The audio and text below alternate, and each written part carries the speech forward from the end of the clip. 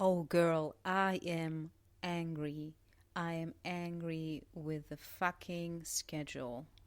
Everything is scheduled. Like, come on. When my friend calls, hey, do you want to go for a beer?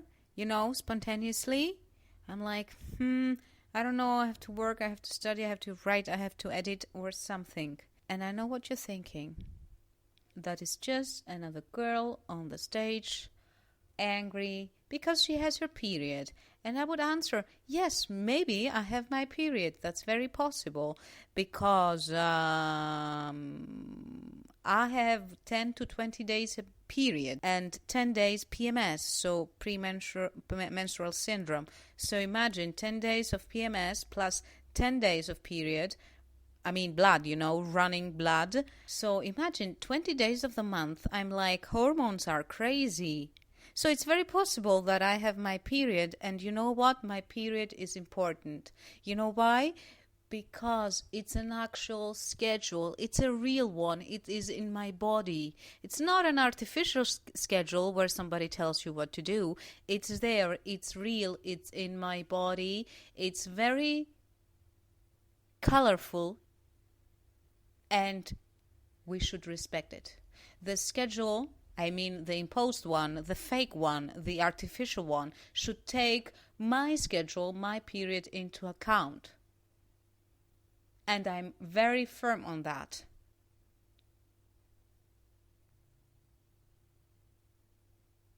Long pause. I'm thinking. Even my period needs time.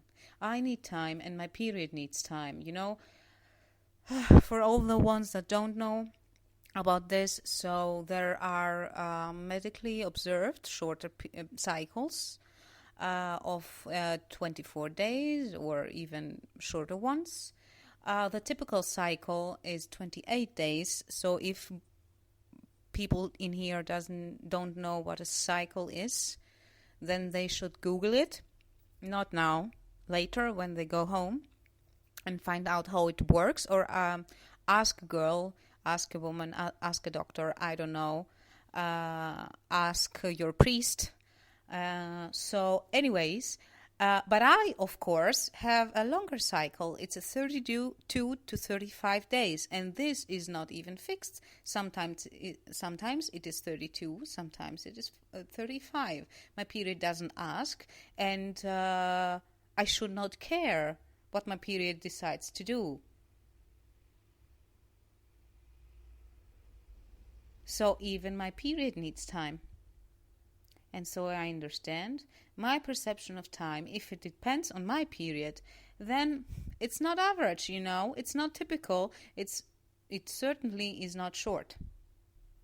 It's long. The egg needs time to wander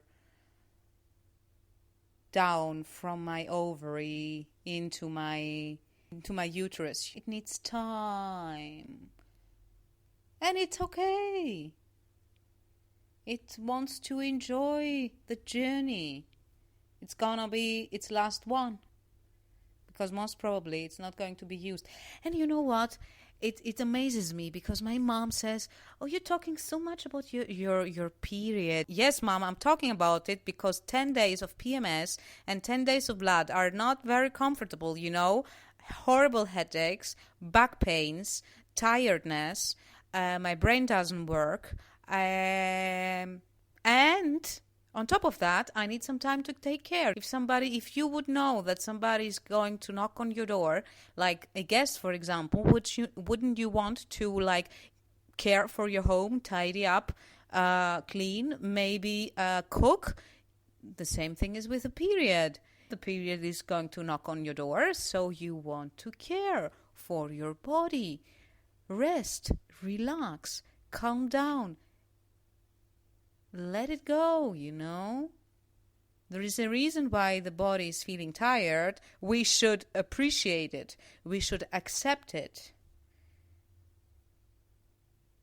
I'm looking for another word in English, but I can't find it. You got my point. So, yeah, my mom is like, you're complaining too much. It is a normal thing. I didn't say it's not normal.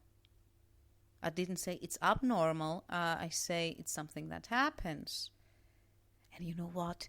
In Greece, you shouldn't talk about your period aloud, to a big group of people. Not even to some friends. Although, of course, girlfriends would talk about their periods. You shouldn't. And if your girlfriend asks you for a tampon, then she does it quietly in a coded language. And if you want to pass her a tampon, then you do it secretly. There is some covering up, of the object, and that means there is some covering up of the happening, of the event, of the normal situation. And no, I don't want to normal, what is normal, what is not normal. I'm not talking about that. Of course, there are human beings that don't have their periods, and that's okay. And if you have your period, then that should be okay too, and it should be okay for you to be in pain and to want to stay in your couch. Why is it not okay? I mean, people, I'm suffering. And why is it so private? Talking about your period, that's my problem. Why is it personal and private?